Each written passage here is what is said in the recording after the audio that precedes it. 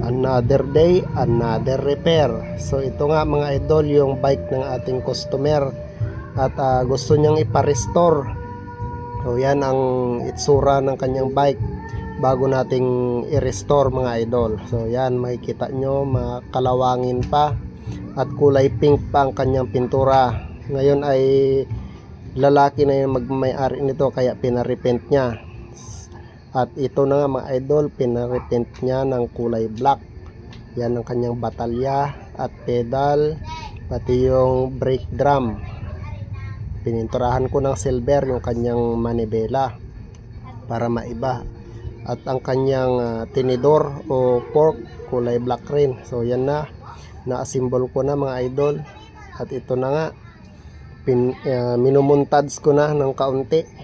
Ayan, pati upuan niya, bagong cover na yan. Ayan na siya. At ito na mga idol, time to test ride na. Biningking ko kaagad. Ayan, madalian lang.